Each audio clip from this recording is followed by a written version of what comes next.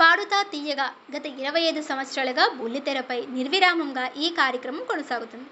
ఎక్కడో మారుమూల ప్రాంతాలలో ఉండే వారిని మొదలుకొని పట్టణాల వరకు టాలెంట్ ఉండే ప్రతి ఒక్కరూ కూడా పాటలు పాడుతూ తమలోని సింగర్ను బయటకు తీసుకువస్తూ సమాజానికి పరిచయం అవుతున్నారు. ఈ క్రమంలోనే దివంగత లెజెండరీ సంగీత గాయకుడు ఎస్పి సుబ్రహ్మణ్యం హోస్ట్గా ప్రారంభమైన ఈ కార్యక్రమాన్ని ఇప్పుడు ఆయన తనయుడు ఎస్పి చరణ్ కొనసాగిస్తున్నారు.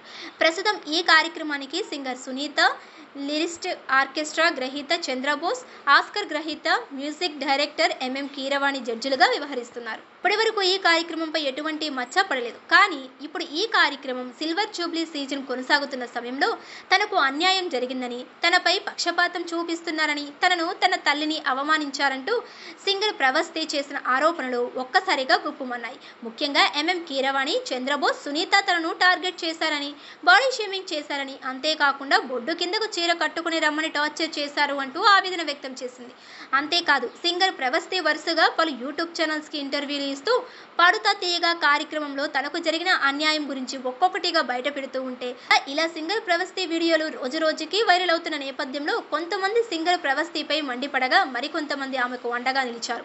ఇప్పుడు ప్రముఖ కొరియోగ్రాఫర్ బషీర్ మాస్టర్ కూడా సింగర్ ప్రవస్తికి సపోర్టుగా నిలుస్తూ సంగీత దర్శకులు ఎంఎం కీరవాణిపై మండిపడ్డారు. ఇకపోతే పాడుతా తీయగా కార్యక్రమంలో ఎంఎం కీరవాణి ప్రవస్తిని తక్కువ చూపు చూస్తూ ఆమె పెళ్లిలో పాటలు పాడుతుంది, ఏమంత గొప్ప, అలాంటి వాళ్ళు సింగర్ అవుతారా అంటూ కాస్త నిర్లక్ష్యంగా తక్కువ చేసి కీరవాణి మాట్లాడిన మాటలు అప్పట్లో సంచలనం సృష్టించాయి. ఇప్పుడు ఇదే విషయంపై బషీర్ మాస్టర్కు ప్రశ్న ఎదురవగా ఆయన మాట్లాడుతూ ఎంఎం కీరవాణి ఎంత స్టార్ స్టేటస్లో అయినా ఉండనివ్వండి, కానీ ఒక మనిషిని తక్కువ చేసి మాట్లాడడం కరెక్ట్ కాదు. ఆయన కూడా ఒకప్పుడు ఇలాంటి స్టేజ్ నుంచే వచ్చారు కదా.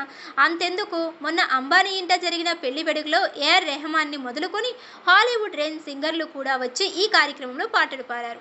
వారందరికీ కూడా అంబానీ డైమండ్స్ వాచ్ బహుమతిగా ఇచ్చారు. మరి వీరిని ఏమంటారు? దీనిని నోటిదూల అంటారు.